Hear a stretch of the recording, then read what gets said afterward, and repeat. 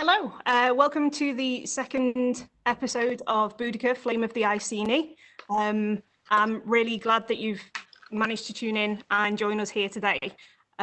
Before we go any further, I do need to say that there is the potential for some bad language in this episode, possibly not as severe as the last episode, which I neglected to mention, but from here on in, yes, we're on after watershed time because there are going to be potentially violent images and description of violence, etc. throughout the rest of the episode. So, yes, there is your warning.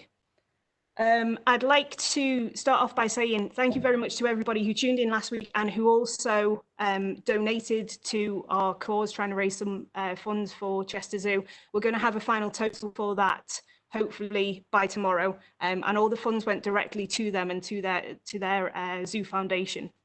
This week, we wanted to highlight another zoo, which was the Welsh Mountain Zoo, because they currently aren't allowed to open, obviously, so they've got no footfall at all, and again they've got a massive amount of land and animals and habitat, and you know they need to be fed and watered and cared for as well.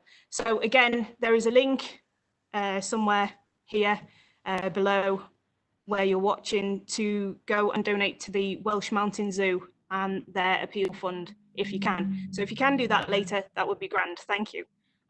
But for now, I would like to hand over to Jane, please, for you to introduce yourself and so on and so forth. Hi, I'm Jane Hamlet, and tonight I'm Queen Boudica. It's my very great honour to introduce Mr. David Bradley.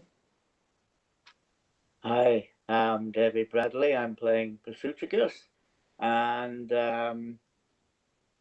Prasutagus. And I'd like to introduce Curtis. Hello, I'm Curtis Ledgeham. I'm Decarius and also narrator. And I would like to introduce Amy Lou. Hello, I'm Amy Lou and I will be playing Melo. And I would like to introduce Becky. Hello, I'm Becky McLaughlin. I'm playing Branwen in this episode, and I'd like to introduce Sean. Hello, I'm Sean Goss. I'll be playing Agro and Junius, and I'd like to introduce Elric. Hello, I'm Elric, and I will be playing Arvo and Calimenes, and I would like to introduce Kylie. I'm Kylie, and I will be playing Catus Decianus, and I would like to introduce Laura. Hello, I'm Laura, and I'm going to be playing a Ronwyn this evening, and I suppose I might as well introduce Alice. Oh my god, thank you. You're welcome. Hi, I'm Alice, and I'll be playing Merla, and I would like to introduce Harley. Hello, my name is Harley Piers. I'll be playing Paulinus and a backup narrator if something shall go wrong. And I would like to introduce Charlotte. Hi, I'm Charlotte Graves. I'm going to be playing Sabina tonight, the wife of Catus Decianus, and I would like to introduce Emily. Hello. Oh, hello. Yes, I'm on. Hello, I'm Emily, and I will also be narrating today, and I will pass you on to Mike. Hi, I'm Mike. I'm playing Judak, and I'd like to pass you on to who's next. I think that might be everybody, apart from T, unless you want to say a quick hello, T. Which she doesn't. So, hello. Oh, thank you. No, everybody did get to say hi and introduce yourselves, didn't you? Brilliant. Excellent. Well, in that case, then I'll hand over to our narrators. That this evening is Emily and Curtis. So, you guys can take it away. Thank you very much. Boudica, Flame of the Iceni, Episode 2, Oaths Part 2, by Laura J. Harris. Noise. In the black, we hear the sounds of battle. Fade in. Previously. Recap scenes from Episode 1. Interior. Tablinum of the main Principia building, Camalodunum. Governor Paulinus raises his cup of wine. Prasutagus of the Iceni. Governor. All drink. The tastes of our people may differ, but compromise, Prasutagus. That is the key. The wheel of the Empire continues to turn because of compromise. Intercut with. Dicarius and Arvo enter the tablinum and salute Paulinus, who nods. They remain stock still near the entrance, eyes forward. Ducarius. Your son, I believe. Cut to. Melo and the Iceni warriors being escorted to the granary barracks by Arvo. You are Ducarius's commander? I am. He works hard, and he's strong, dedicated. I barely recognize him. Arvo's eyes meet those of a father who feels he has lost his son. He is not Roman. Cut to. Interior, the granary barracks. Continuous. Milo watches Arvo's exchange with 2 legionaries through the window of the barracks. They move to block his way. Step aside. Did you hear that? Intercut with. In one swift motion, Arvo twists Flacca's hand horribly. Something snaps. It is an awful sound, and Flacca yelps in pain, jumping back and cradling the now broken hand. Junius seems uncertain as to whether he should step in or stay put. Arvo places a hand on his sword, eyeing Junius. Cut to. Exterior, before the Principia building. Various groups of legionaries moving through the town near the Principia stop to stare at the Iceni princesses. Dicarius begins leading the girls away. Eronwyn does not follow. The pair speak in Iceni. Are you afraid, little Roman? Don't call me that. It's what you are. Branwyn looks openly terrified, drawing closer to her sister. I'd like to go. Please. Cut to. Interior, the atrium of Catus Decianus' house shortly after. Calamenes appears and approaches the group, delighted to see Dicarius. Dicarius, is that really you, boy? Calamenes. A woman barely out of her teens, perhaps 21 at the most, Sabina Lupa, approaches them.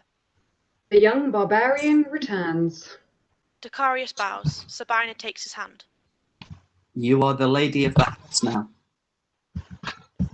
Domina, these are the daughters of King Prasutagus. They will be spending the evening with us, as will their father. If there is a problem... You speak Latin. My father taught me to speak the tongue of both enemy and ally from an early age. I even speak a little of your barbarian tongue. Not well, I grant you. A party trick, meant only to amuse. There really is no point in learning a dead language. Eronwyn's hatred simmers below the surface, threatening to break. Cut to. Interior, tavern in continuous. Arvo steps down into the cramped tavern, surveying the room. He is quick to find a band of men from his century and makes his way across the crowded room. Voiceover during action. You know that Prasutagus, king of the Iceni, is in Camalodunum, with a retinue of 6 warriors, and his 2 daughters. More pressing is the fact that I may have just broken his hand. The man was a cock. Fausto nods his approval. Sounds like he deserved it. Only now, I fear they might retaliate against the Iceni warriors. Fausto upends a table, sending dice and ale everywhere. The men saddle up and move out, leaving their chaos behind them. They have decided that we are all barbarians together. Cut to. Interior, tablinum of the main Principia building. Prasutagus and Catus Decianus are on one side of the great wooden desk. Paulinus is seated opposite. How can Rome tax a people for inhabiting their own island? Because, technically, those lands no longer belong to you. Yours are a conquered people. Prasutagus jumps to his feet. Paulinus also stands, meeting Prasutagus' stare. Gentlemen, please. Cut to. Interior, the granary barracks. Voiceover throughout action. Distant and somewhat somber, Milo sits drinking from an ale skin. He listens to the young warriors exchanging ever more ribald and exaggerated stories. Dicarius, The name you use is not your given name. Was that your choice? It just sort of happened, sir. Expand. The men in the centuries I first trained with heard Dicarius rather than Ducarius, and believed me to be my father's 10th son. My mother died when I was young. I am their only son. Extreme close-up. Milo. He looks broken and alone. Milo seems to hear something and goes to the window. His movement draws Agro's attention and he nods for him to join. Outside, the action is heating up. Our quarrel isn't with you. It's with the stinking savages hiding away in there. We outnumber you, fucko! At that moment, Milo opens the barracks door and he, Agro, Tyro, and the other Iceni warriors step out, clearly ready for a fight. You were saying?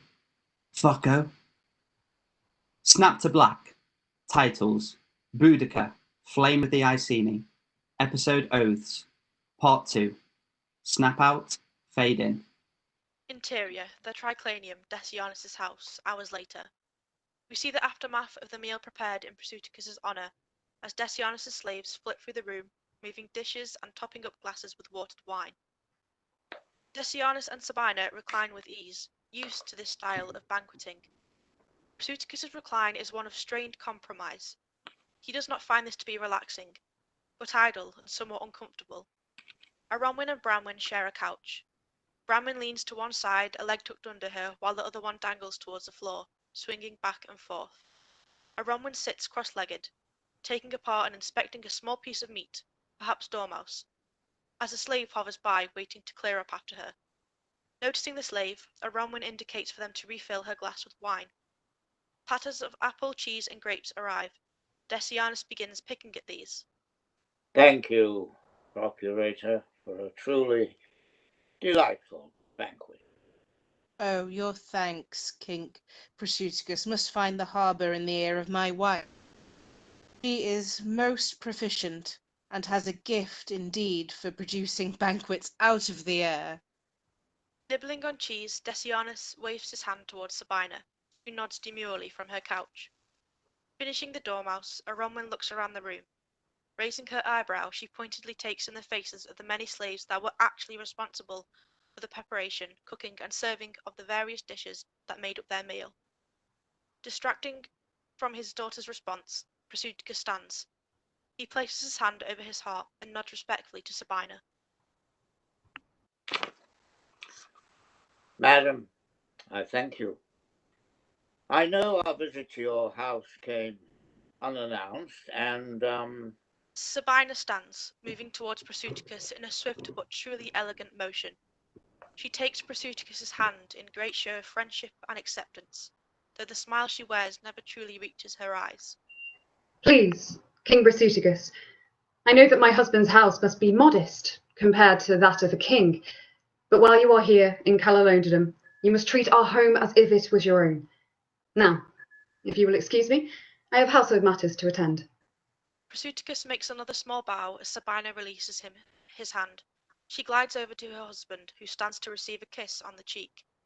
Branwen swallows and speaks quietly as Sabina passes her. Thank you. For the food. Sabina smiles at Branwen, as she might a parrot, delighted and intrigued to hear it speak. You are very welcome, little princess. Branwen beams. Aronwin glowers. Sabina looks between Prasutagus and Decianus, sensing that they are still matters to be discussed in private. Shall I have Calamenda see the children to their room? Aronwin's glare intensifies. Prasutagus picks up on this and answers hurriedly, for Aronwin can form one of her own. that would be wonderful, Lady Sabina. Sabina nods, smiling to herself and exiting the room without looking back. All the while, Aronwin glares at Sabina over the glass of wine that she is all but inhaling. She indicates for the slave to refill the glass. Prasutagus notices this. Aronwin? Father. That is enough for tonight. Aronwin rises from the couch, glaring this time at her father. For a moment, the air becomes thick with tension, and Decianus squirms a little on his couch. Ultimately, Aronwin respects her father, his decision and instruction. She holds out her glass for the slave to take. Yes, it seems I am finished with my meal and would like to rest.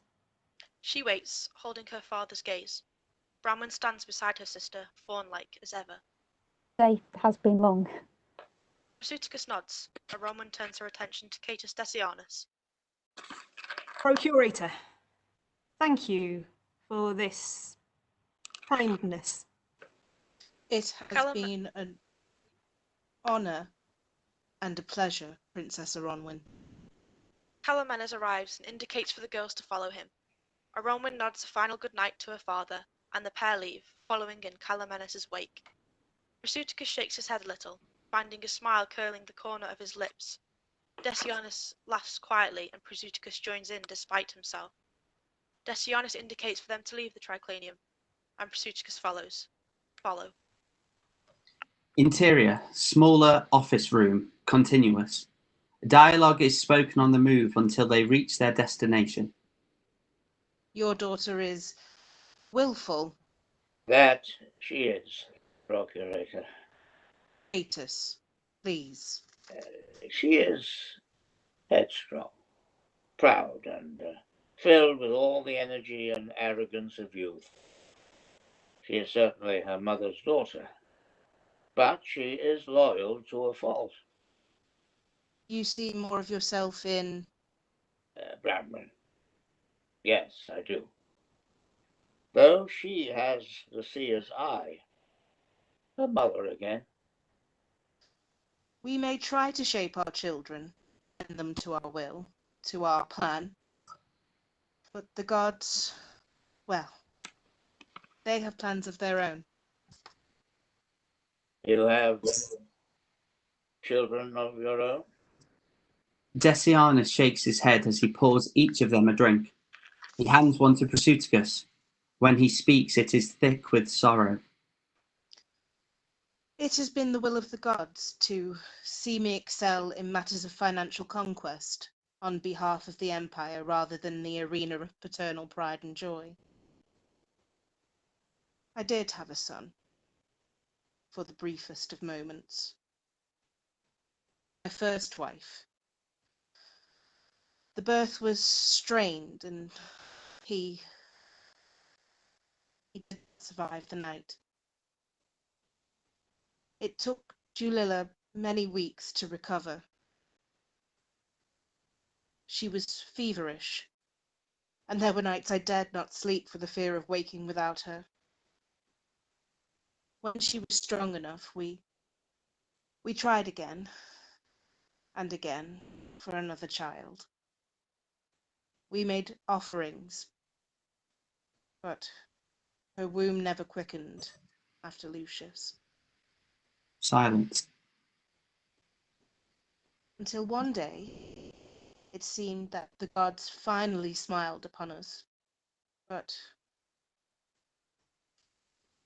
although Julilla swelled, as though she were with child, she grew weak and grey and drawn. And she was empty. There was no child inside her. She died in this house. The idea of this clearly disturbs Prasutagus, who subtly makes a sign against evil, lifting an amulet that sits around his neck to touch his lips. Decianus doesn't seem to notice, too caught up in his own remembrance. I am sorry for your loss, Catus. I thank you.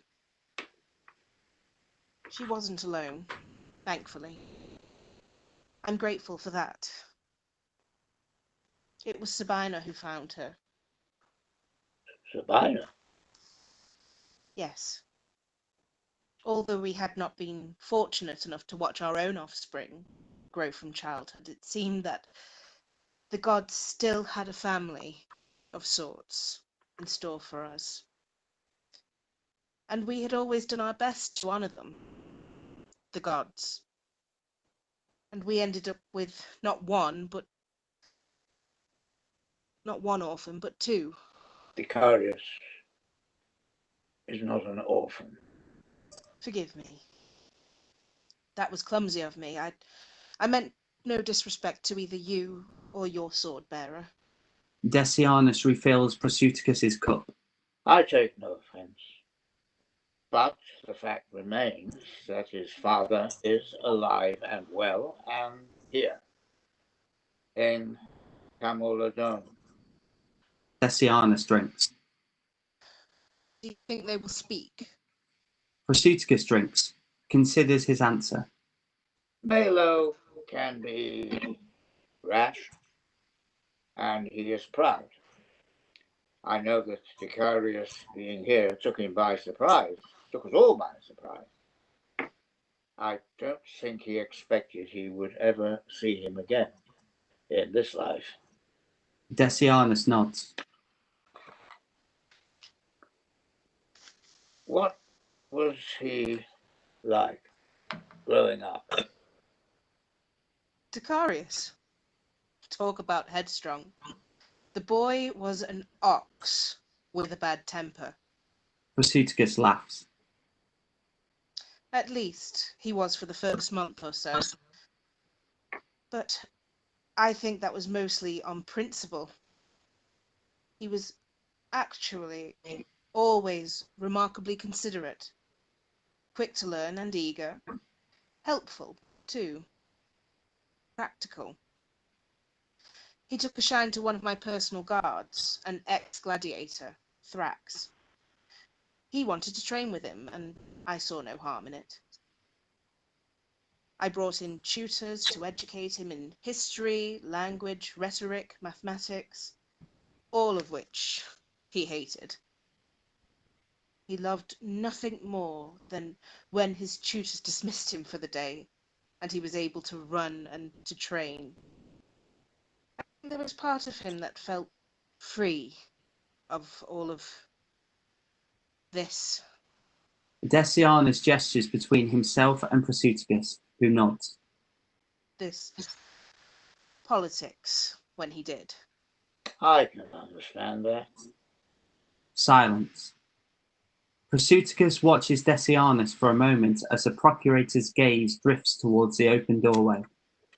Sabina glides effortlessly in the distance, tending to the household tasks, laughing and at ease with Calimenes and the slaves she commands. She seems a wonderful wife. She is. She brought me a much needed light to our home after Lucius. Forgive me. There's nothing to forgive. And acquaintance of Julila's family, Titus Flavius Sabinus. Decianus pauses and Prasutagus nods kindly, though the man's name means nothing to him. A great man in Rome.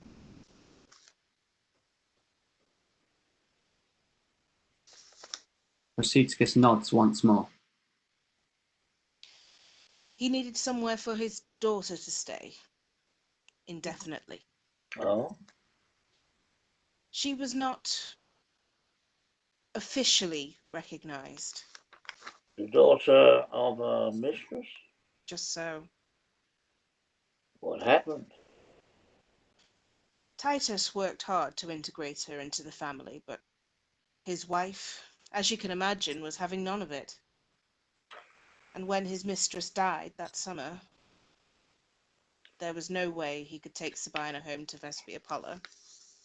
So she came to live with you and Julilla? Oh yes. Julilla loved the bones of our young ward, and Sabina adored Julilla.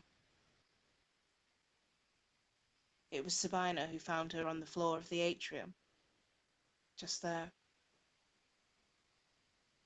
She told me how she held her until the light went from her eyes.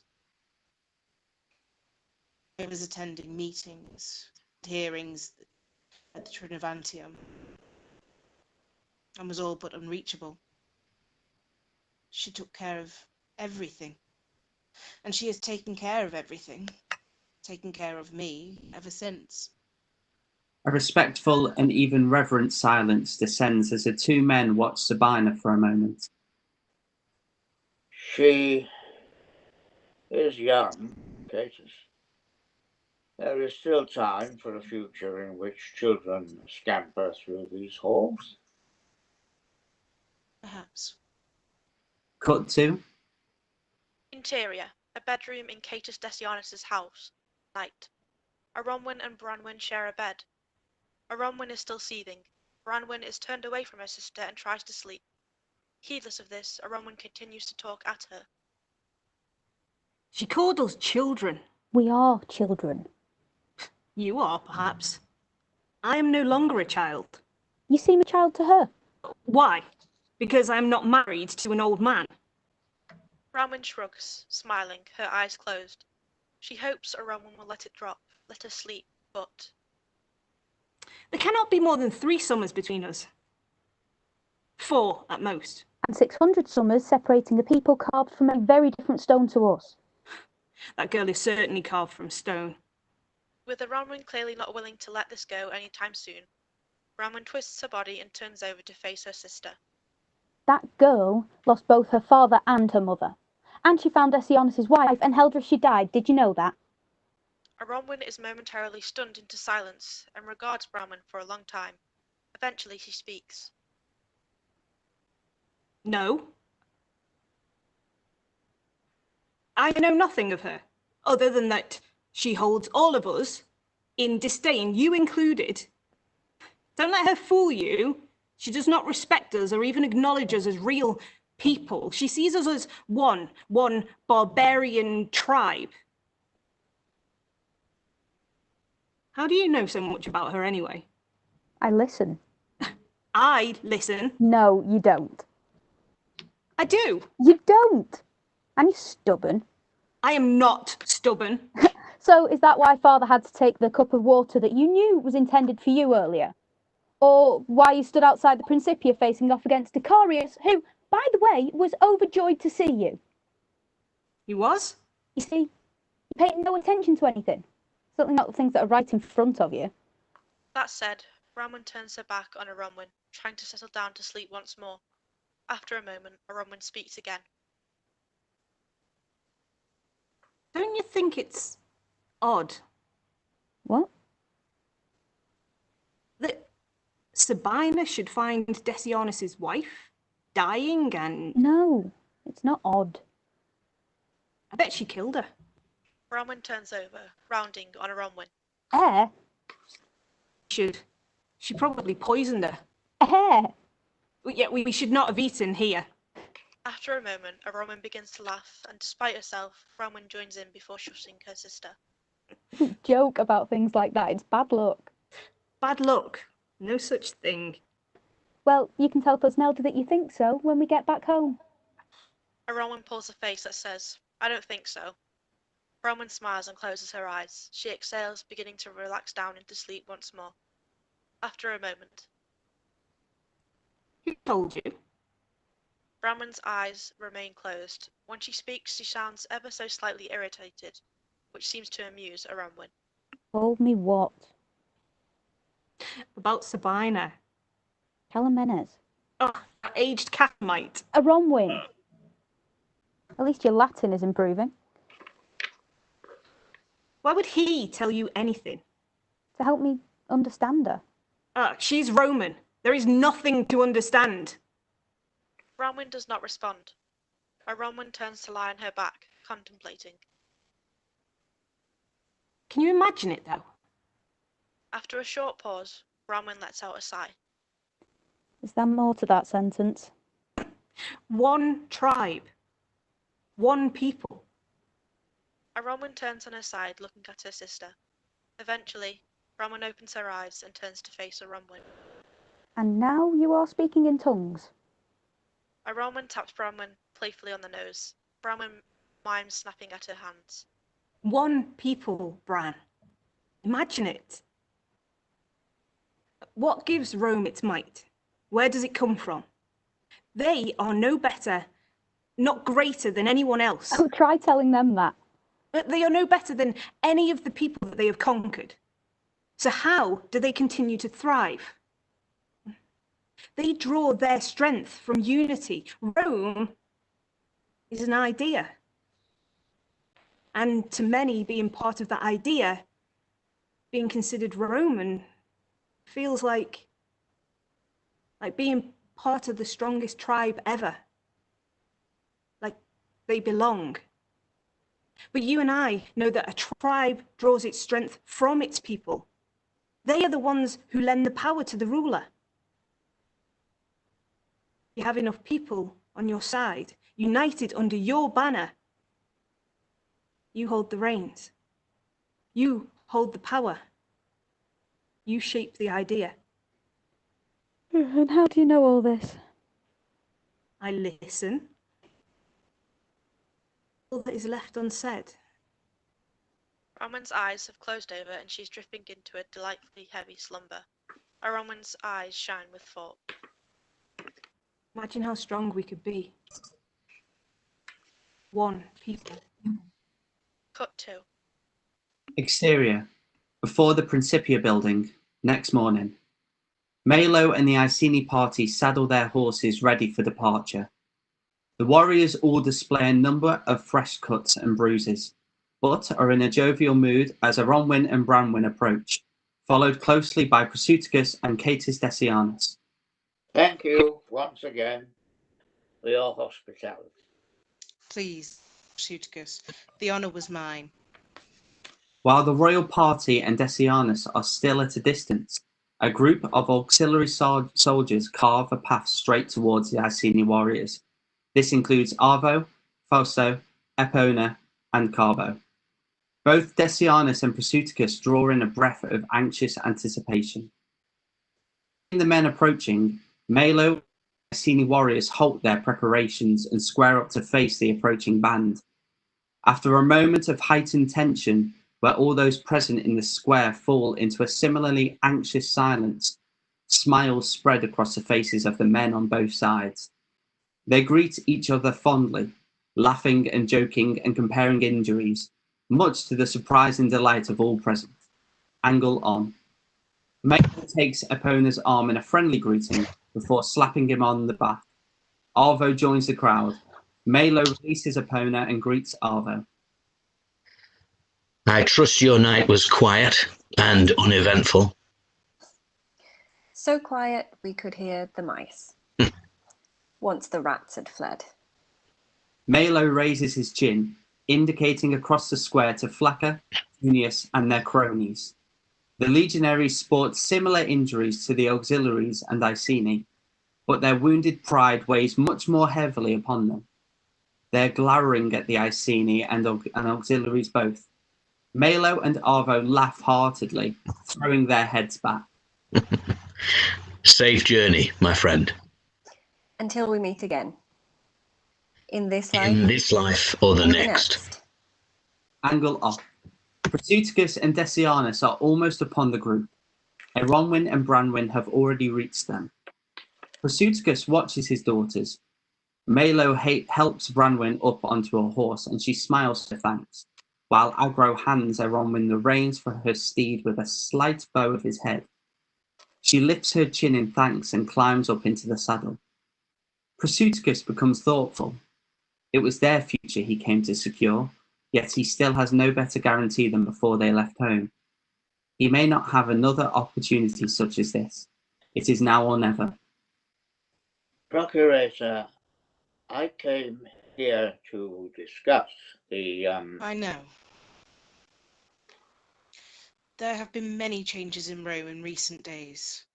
I want to know that their future is secure. The future of your people will always be secure while you are ever allied with Rome. With my daughters at the helm, an Iceni allegiance is certain. They know the peace between our people and Rome makes all of us stronger. Well, as to that...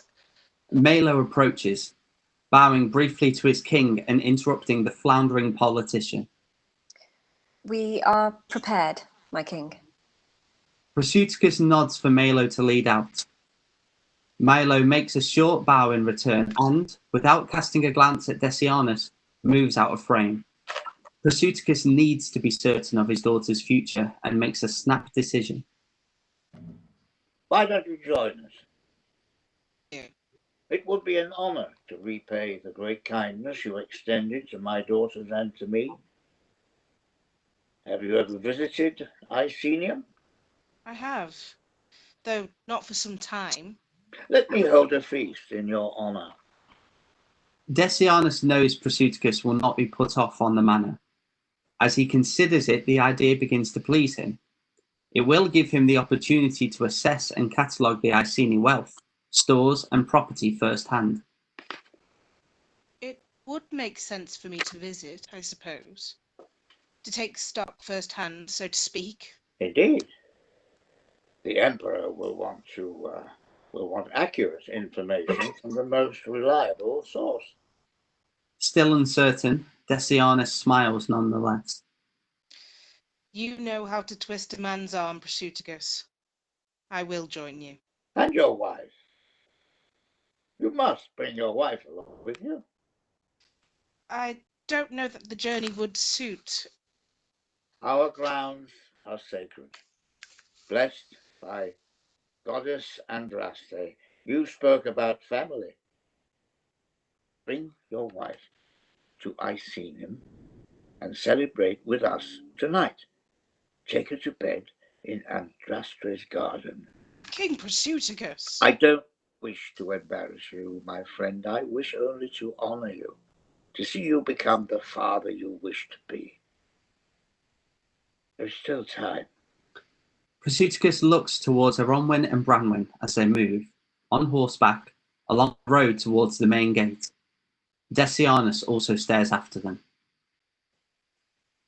For children. Prasutagus nods. Cut to. Exterior. An unending expanse of blue sky, late afternoon. The clear sky dusted with soft white clouds. There couldn't seem more prosperous. Cut to. Exterior. A long road beyond Icenium, late afternoon. There are fields all around. Prasutagus rides at the head of his returning warriors. Aronwyn and Branwen flank him as before. A young boy, tending cattle in the field with his father, spies the entourage coming down the road. He looks up to his father, who nods. The boy halts his activity and races off in the direction of the main town of Icenium. Exterior. Icenium, some minutes later. The boy races through the town centre and past the market stalls, stables and craft workshops alike, never stopping. He slams to a halt before an impressively large roundhouse situated at the highest point of the natural incline in the centre of the town, sucking in several breaths. Two armed Iceni warriors stand guard at the entrance. Both are heavily scarred. One of the warriors has blonde hair, the other has dark auburn hair. But for this they could be clones. Blondie questions the boy silently. The boy struggles to stand still and nods his reply. Auburn wraps his shield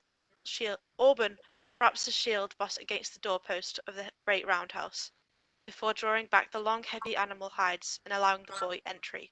Follow too. Interior. Iceni Great Hall. Continuous. The boy feels suddenly very small as he hovers near the entrance of the Great Hall. Opposite him, beyond a large hearth already burning, is a raised dais with 4 ornate chairs. The 2 central seats are more resplendent than the outer 2 and are clearly reserved the ruling consorts of the land. The boy moves cautiously around along the outer edge of the room. He has never seen the inside of the Great Hall before. As he continues, the boy is suddenly taken aback to find the Iceni Flamekeeper, Jodak, meditating before the central flyer. Jodak's eyes fly open. He takes in the boy. They have returned. The boy nods, eyes wide. Cut to. Exterior. Woodland clearing beyond Icenium. Late afternoon. In the sparse wooded hills that overlook the town, Queen Boudica kneels on her furs before a hollowed-out tree stump. Clearly sacred, the stump is adorned with offerings and forms a natural sort of altar in the clearing. The weather is turning colder, and we see Boudica's breath on the wind as she takes a young white hair from her robes. She holds the creature for a moment, smiling and whispering words we cannot hear. She nuzzles the creature's head, kissing it gently before holding it out towards the altar. Andraste. Boudica places the hair upon the ground before the altar. Instead of running straight off, the hair sits for a moment, staring back at Boudica. It scratches its ears and cleans itself before pausing and looking west. It stands very still. Boudica's gaze travels west, scanning the horizon. After a moment, she spies an eagle circling high above. In the sky above her head, 3 ravens bicker loudly. She turns to take them in. Suddenly, one breaks away from the pair, heading west. The remaining pair continue to bicker, but eventually follow. In the distance, as the first crow nears, the eagle screeches and dives below the skyline, descending on its prey. Boudica looks back to where the hare was, but it is gone, though in which direction she cannot say. Another raven calls from a tree on the southern side of the clearing. Boudica stands and makes her way towards it. From here, she sees the royal entourage returning, and a smile spreads across her face. Blessings be. Cut to. Exterior, Icenium. Main entrance, several minutes later. The main gates of the wooden perimeter that encircles Icenium are thrown open ahead of Prasutagus and his entourage. Horns also herald this news, and the Iceni locals quickly make their way towards the gate, forming up along the route and rejoicing openly to see their king and his retinue returning safely. Cut to. Exterior, Icenium, town centre, continuous. Boudica stands before the great tall roundhouse and allows herself a small grin as she watches her husband ride around the corner towards her. Her daughters and the other riders follow behind. Prasutagus jumps down from his horse and approaches his wife as the Iceni townsfolk gather round. Prasutagus is slightly shorter than Boudica. Smiling, she dips her head towards him. Fair Andraste, my guiding star. Prasutagus smiles and moves to her, taking hold of her hands, overcome with joy at seeing her. What I wouldn't do for this woman. Nor she for you. Prasutagus' eyes flood with passion and respect for his wife and queen. He takes her face in his hands and kisses her. All around them, people cheer. As Prasutagus pulls away, Boudica catches his arm, draws him back in for a far more passionate kiss. The cheer is redoubled, filled with laughter and joy and ease. Eventually, Prasutagus breaks away smiling. He begins to address the crowd. This night, we shall feast together, telling old tales anew and forging friendships yet unknown. We shall share the strongest ale and the finest wine. We shall enjoy the richest foods, and we shall celebrate as one with our Roman allies. The crowd chatter and grumble a little, a clear change in the air. Boudica does not back away from her husband. Her reaction flickers across her face. This wasn't planned in advance. As he continues to speak, Prasutagus moves away from Boudica, releasing her. He approaches people in the crowd, taking their hands as he speaks. Many of us remember a time before Rome found her way to our shores. Many of us bear the scars of rebellion. Some of the older, certainly scarred warriors look away from Prasutagus. I am no coward to simply kneel beneath the studded boot of Rome. Everything I do, everything I have done is for the good of our people. All I have ever wanted is for the Iceni to continue to thrive, proud, honest, true. This land is ours, no matter what they say. But isn't peace a better road to tread than one littered with bloodshed and orphans? with widows and painful memories, with lost sons and daughters. Isn't it better to live in peace? I feel no shame in being a king who advocates peace if it means my daughters will see their sons and daughters grow. And isn't it better to be here for them?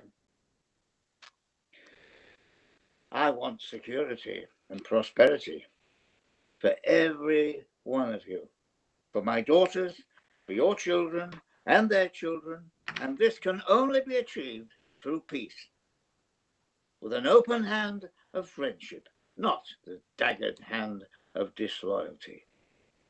So, join with me tonight, light the fires, roast the meat, and let the ale flow. Place your trust in me, if not in them. And together let us show these Romans why the Iceni are the greatest tribe in all Britannia. Around him, a few of the townsfolk begin chanting Prasutagus over and over. The chant builds as more voices join the throng. Prasutagus returns to Boudica, who raises her eyebrow in question, but accepts his kiss as answer enough for now. He moves past her towards Jodak. Angelon, Branwen jumps down from her horse and runs through the crowd towards her mother. A stable hand takes the reins and leads her horse away. A Roman climbs down from her horse, her eyes scanning the crowd specifically for the servant girl, Merla. She finds her, and Merla, seeming to feel a Roman's gaze, looks her way immediately. As she approaches, we notice that she seems to be an older version of Branwen. Merla certainly looks a lot more like Branwen than a Roman does. This is because she is, in fact, both a Roman and Branwen's half-sister, the middle sister, and daughter to Prasutagus by another woman of lower status. And see that she is well fed. Yes, mistress. Merla leads the well-groomed horse away. A Roman follows in Branwen's wake, making her way towards Boudica. Branwen throws her arms around her mother. Missed you. And I you, my darling. What did you think of Camalodunum? Branwen pulls a face. She doesn't want to speak ill of the place or the people. That good, eh? A Roman catches up. Certainly educational.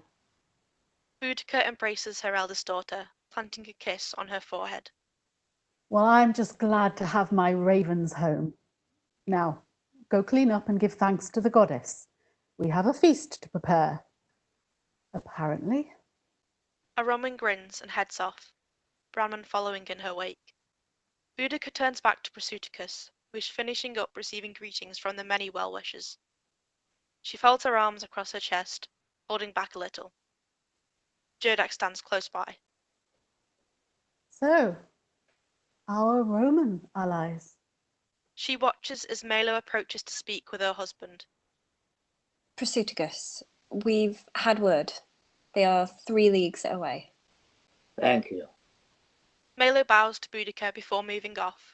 Finally, Boudica has Prasutagus' undivided attention. She wraps her arms around him, kissing him fondly.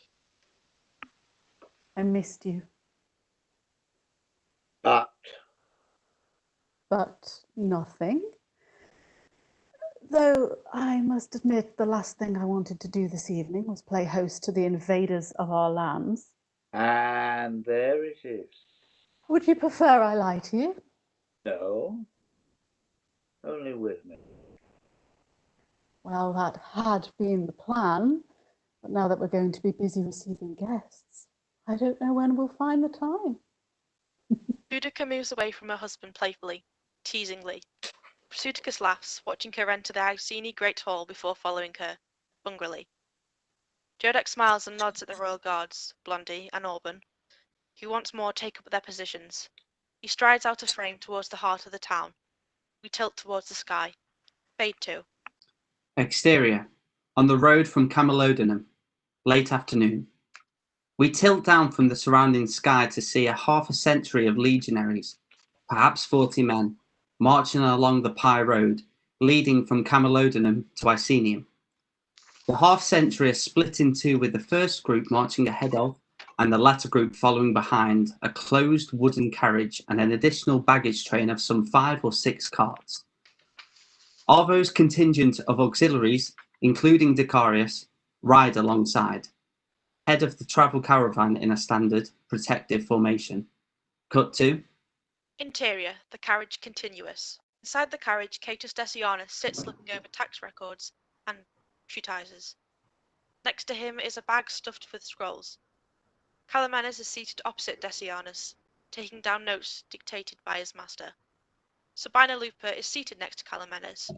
Her bored gaze travels from her husband to the view beyond the slatted window, before returning to Catus once more. And send word to Neus regarding the Brigante. Queen Cartamandua has been more than accommodating, a true asset to the Empire. But her husband Verico, well, that man has trouble in his eyes. And I want an update sent to Marcius Paulus in Lower Gaul. Catus, what are we doing? A flicker of recognition crosses Decianus' face, but he is determined to finish his notes. Verico has allies there, and Catus! As he has made overtures of rebellion in recent days, I believe. Catus! What is it, Sabina? Forgive my interruption, but I am honestly at a loss in trying to understand exactly what we are doing. Decianus stares at Sabina for a moment, then glances at the scroll in his hand before passing it over to Calamenes. Read over this report. You'll see what I mean. Calamenes takes the scroll, nodding. Dominus. Decianus slides along the wooden seat until he finds himself opposite his wife. Sabina, you know what we are doing. You know where we are traveling, and you know the reasons for this. I explained all of this before we left Camalodunum. But why, Catus? Why are we doing this? That is what I cannot understand. A wife does not need to understand decisions made by her husband. She needs only to support him in those decisions and obey him in every aspect, to the very last and smallest detail. Feet. Calamenes continues to take notes, well trained in appearing to pay no attention. But Sabina is rattled and upset by her husband's outburst. It does not like him. Have I shown you anything but unwavering support and obedience, husband? You have been a model wife. Silence. Sabina returns her gaze to the window. Feeling satisfied, Decianus nods in Sabina's direction and begins to slide back towards his original place opposite Calamenes. I was simply concerned for the safety of a good man. That is all. Decianus stops in his tracks. But you are a good man, Catus. The only publicani official besides my own father that I have known to never become corrupted by the power of his position, by the wealth of bribes laid in his lap, the golden opportunities ripe for the picking. Decianus slides back towards Sabina. Sabina holds up her hand. But good men don't prosper in a place like this, Catus. This miserable grey island with all its miserable myriad tribes who wouldn't know unity if it picked them up and slapped them across the face. Most men in your position would serve their term, fattening their account with the little excesses that present themselves. Nothing that the emperor would miss, skimming a little here and... I am not most men. Most men would accept the gifts offered by client kings whose lands and properties they are sent to assess. I am not most men. And that is my point, Catus. That is my point exactly. You are a good and honest man. The kindest, truest, most noble man I have ever known.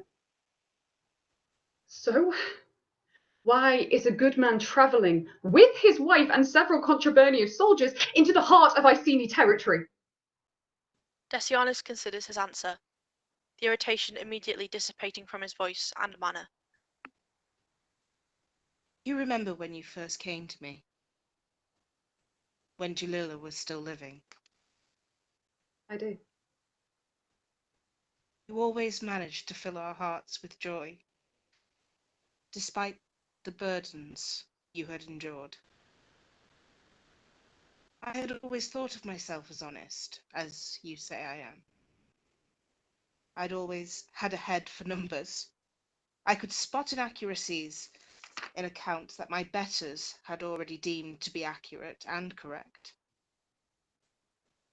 I knew what they were doing, but I never overstepped my place, never spoke out against the discrepancies. I worked hard. I put in the years.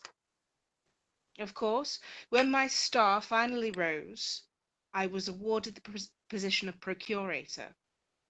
Well, it seemed to be the way of the world, almost expected, that a man in such a position should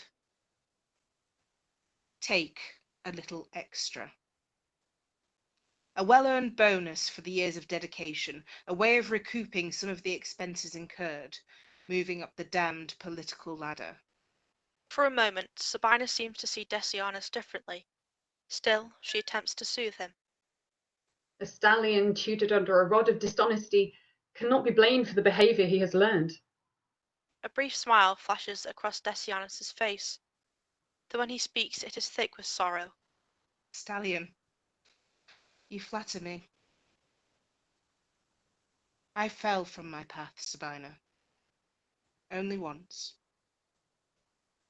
But it was enough to warrant the wrath of the gods. Lasting shame. Tears form in Decianus's eyes, and he does not attempt to hide them. Catus? Trinivante.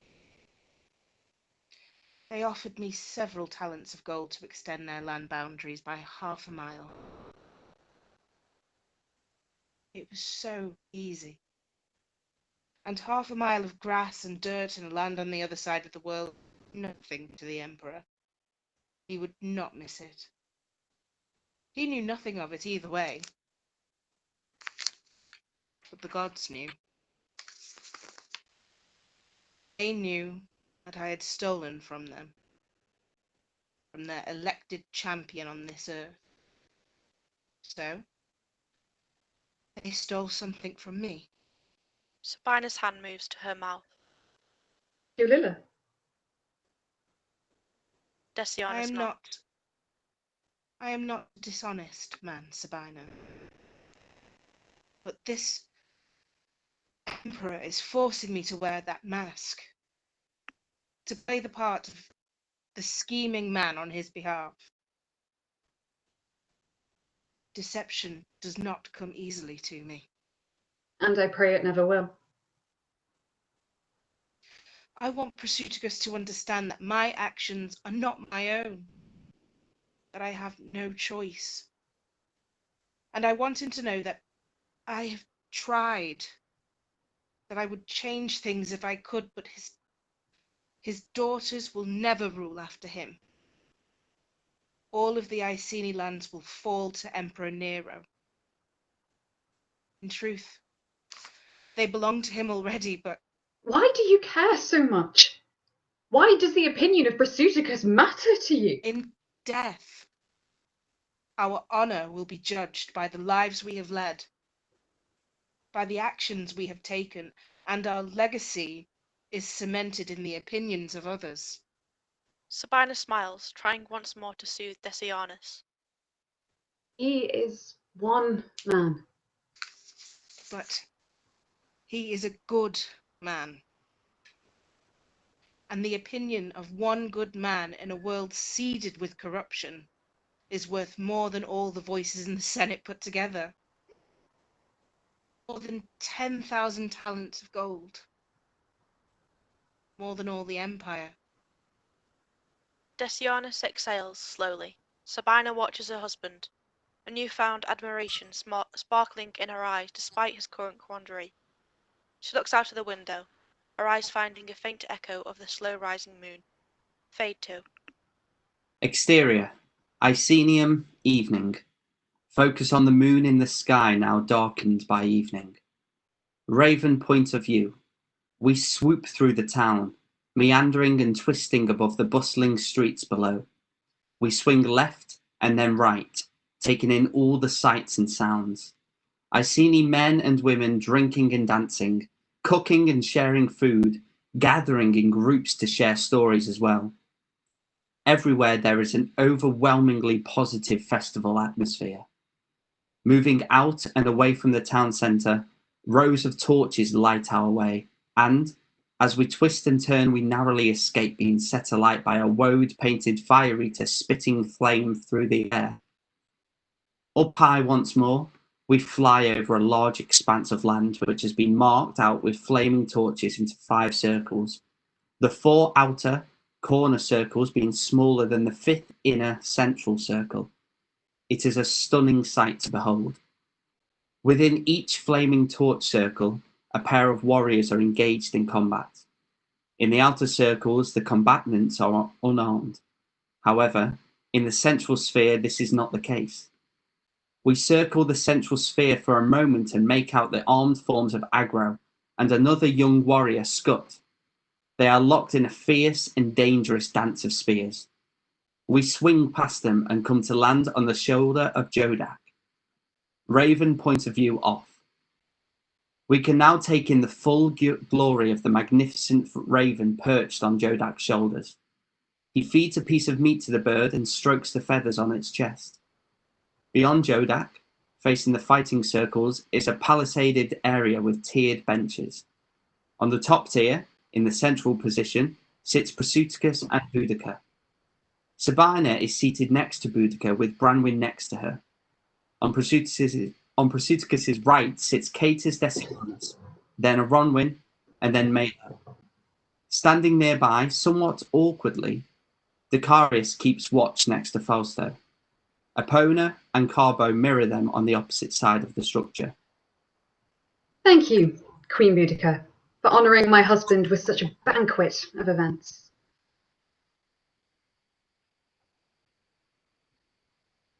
Great kindness and hospitality towards both my husband and my daughters when they visited Camalodunum. Sabina looks instinctively towards the raven on Jodak's shoulder, before bowing her head, modestly and accepting the compliment. This celebration is meant to honour you as much as your husband, Lady Sabina. Indeed it is, Branwyn. But it is his honour first and foremost. Husband always goes before his wife. The man always comes before the woman. The only time a husband should go before his wife is into the afterlife, in battle, eagerly and with honour, protecting those he loves and holds most dear. As she speaks, Boudica playfully increases the volume. Prasutagus smiles. He knows his wife's mind. I love it when the bards sing about the women who've ridden out shoulder to shoulder with their husbands and bards and their magnificent tales. Aronwyn leans forward, itching to join the conversation. She will not be silenced here. The deeds of heroes are sung with pride, Lady Sabina, and are remembered by all. But this word, magnificent, should not make such acts appear strange or false to you. They are commonplace in our lands. Surely not. You do not believe a woman capable of fighting? Oh, I believe that we have the capacity. I have been told that the women in the Lupana will fight viciously over a man willing to pay a coin or two for their time. Aronwyn glowers at Sabina. She has not heard the term Lupana before, but understands Sabina's tone well enough to know its meaning. At that moment, Merla approaches the royal family and their guests with several slaves in tow. Merla refills the cups of Decianus and Prasutagus, then Aronwyn and Melo, while the other slaves tend to Boudica, Sabina and Branwyn before offering food to all as the conversation continues around them. Boudica aims her next remark at Merla, despite the gentle smile with which her husband greets his middle, illegitimate daughter. Yes, whores can be vicious, but fighting with honour is a different sport entirely. You may call it sport, Queen Boudica. I call it inappropriate. Eronwyn scoffs. You're Lupinar. This is where a man might pay to be pleasured. It is. Branwen nods and then falls silent. Eronwyn grins, knowing her sister's train of thought. Why do you ask? I was just curious. Eronwyn laughs. She is being polite. Eronwyn. Polite? Mother, tell her. The goddess gave your sister a voice, and I will be damned if I should attempt to stop it with my will alone. My sister would never wish to upset the apple cart, but she is as bright as your Diana in the night sky and quick as a wild hare with a fox on its tail. I believe you. Your name, Sabina Lupa. Sabina begins to colour. Branwen glares at Eronwyn. Don't you dare. It is. Surely you are not named for the abode of a whore. Prasutagus, who, up until this point, has appeared to be deeply engrossed in conversation with Catus Decianus, turns an intense eye on his daughter. His voice is commanding every inch of king. That is enough, Eronwyn. Yes, father, that is enough. I have been too long engaged in idle conversation. The warrior circles call to me. With that, she stands and, drinking down the remaining ale, hands her empty vessel to Merla. Eronwyn locks eyes with Sabina, who, equally fiery and determined, holds her gaze. Stand, I meant no offence, Lady Sabina. I believe I understand you perfectly, Princess. Sabina manages to speak the word in such a manner that it suggests Eronwyn is less than she. Even a princess of a barbarian tribe is still no citizen of Rome. You care nothing for the apple cart. Just so. Eronwyn stares at Sabina a moment longer before making her way down from the platform. Boudica smiles and leans into Sabina. She is young. I make no apology for her, but youth burns its own path and passion, and no one soul can predict where such a path may lead. Sabina nods in acceptance, as if this is, in fact, the most perfectly formed apology. Boudica lowers her voice, speaking to Sabina alone. Though, speaking of passion, any man who comes before a woman really is no man at all. Boudica smiles, almost innocently, despite the aghast look suddenly plastered across Sabina's face. Pleased with her jibe, she straightens in her seat, watching her elder daughter make her way to the central circle. Branwen covers her face with her hands, shaking her head. Follow too? Exterior. Icenium, the fighting circles continuous. Eronwyn makes her way directly towards the central fighting circle, where Agro has just put yet another warrior on his back. The dejected fallen warrior accepts Agro's win and superiority. Agro draws out this process, over-celebrating and mocking the fallen warrior. He doesn't notice the Eronwyn's approach. She bends to pick up a nearby spear as she enters the flaming circle of torches and clocks Agro in the back of the knee with the spear butt. A little off balance, he whirls around, furious and about to take someone's head off with his own weapon. Eronwyn ducks down, avoiding the swing, then draws herself up to her full height once more. Agro takes in his new opponent. Princess, forgive me. He throws his spear to the ground immediately. Bowing his head, Eronwyn almost growls. Me. Agro looks a little unnerved as Eronwyn circles him. Your father would kill me if I dared to. And I will kill you if you do not. She drops into a stance, ready to attack. Defend yourself. Agro remains still for a moment. He glances towards the royal stand where King Prasutagus slowly inclines his head. Agro grins, wolfishly. He hooks his foot under his grounded spear and kicks it up, catching it in his right hand, spinning around and falling into a stance that mirrors Eronwyn's. You think your tiny ass can beat me, princess? I believe that, despite your best, I will still put you on your arse. Only one way to find out. Aronwen flashes a predatory grin as Agro lunges forward with his spear. She parries the thrust effortlessly, spinning out of the way and dropping into a low stance once more. Agro comes at her with a series of rapid thrusts and swipes, but Aronwen continues to block, evade, and dodge his blows. This strategy eventually begins to tire him, leaving Aronwen looking ever more like a dancer, avoiding the heavy, cumbersome movements of an exhausted bear. Intercut with The royal stand.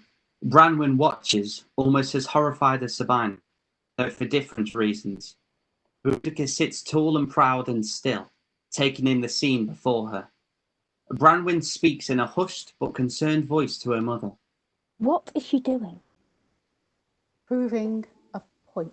What point? And always with a fist. Or this time, a spear. Boudica smiles softly, touching Branwen's hand. Her daughters are two very different people. Intercut with the centre fighting circle. All around Aronwen and Agro, the other fights begin to cease, and the other warriors gather to watch their fight. Then come the calls of ridicules and encouragement, some for Aronwen, some for Agro. Agro steps in again, attacking. This time Aronwen sidesteps and trips him with her spear shaft. Agro manages to stay upright, though only just, as Aronwen swings the spear but round to tap him on his rear, smiling. Laughter breaks out around them. The jeers and hoots that follow only fuel Agro's fire. Princess Aronwen, I didn't know you cared. I care for all my people. Agro dodges a fainting pass from Aronwen, and taking the advantage, she makes short work of putting him on the ground. She aims her spear at his throat. He is momentarily baffled and angry. He thought he had this. Aronwen grins. Yield. All around them, the warriors begin chanting, "Yield, yield." How could I refuse my future queen? An idea crosses Aronwen's mind. She will show Sabina and her Roman entourage how things work in the lands of the Iceni. You would kneel to me, here and now? Oh, you misunderstand my meaning, princess. A future queen needs a future king.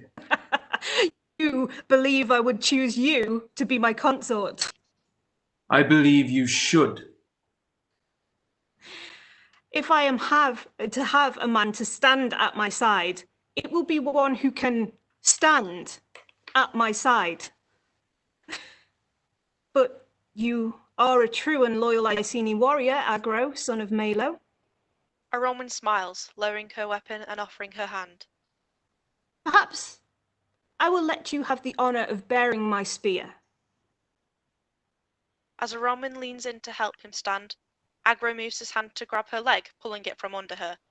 He scrambles to throw himself on top of Aronwen, pinning her to the ground. All around them, a shower of derision falls on Agro for this underhanded move. Perhaps I will let you have the honor of bearing my children. Aronwen twists in her grasp and without hesitation headbutts him square in the nose. It bursts across his face and Agro yelps in pain. In that moment, Aronwen twists her hips, flipping him off her. She rolls, scrambles to a safe distance, and snatching up her spear, stands, levelling the point to Agro's throat once more. Her face is now spattered with his blood. Agro, blood dripping down his face, looks momentarily fit to kill her, but quickly sees sense. He grins. The grin becomes a genuine smile and he begins to laugh. Slowly, he comes to one knee and brings his arm across his chest, placing his fist over his heart in a gesture of pledged fealty. He speaks loudly, projecting his voice with booms for all to hear. Princess Aronwen, I pledge my eternal loyalty to you.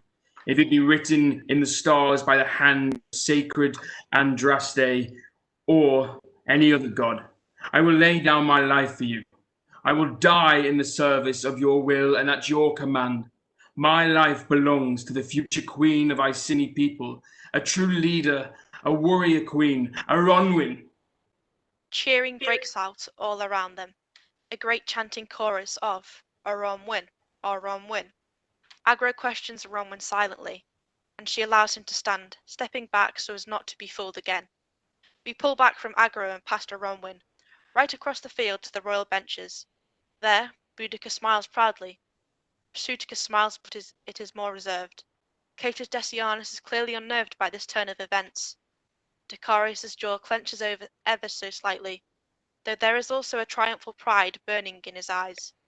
Overhead, Jodak's raven circles high. We pull back further still, higher, beyond the raven. Rush forward, into the raven's eye. Snap to black. The end. Well done, everybody. Thank you. Huzzah. Oh, thank you. Thank you, everybody, indeed. Yes. Thank you as well. Special thanks to narrators. There were lots and lots of directions and random words thrown in there for you today. Very, very well done. And also Kylie, very well done as Catus Decianus with all the list of names that you had. And Mike, thank you for hanging in for your one line with Alice as well. No, thank you. Thank you very much. Does anybody want to say anything? Thank you. Oh, thank you. No, it's been great. I've really enjoyed it. Thank you again for helping bring these characters to life. I've had a wonderful time. So you've kept me amused anyway. Yeah. No, lovely stuff. Thank you, Laura. Oh, Lovely. thank you. So yes, shall we see one another next week? Oh yeah. Thanks, yeah. Thank you. Anybody who has been watching as well, if you can, and you do want to make a bit of a donation for the Welsh Mountain Zoo, please go and see them. Put in a little donation if you can. That'd be wonderful. But whatever you decide to do, please tune back in next week and join us once more. Thank you, everybody. And goodbye. Bye. Bye.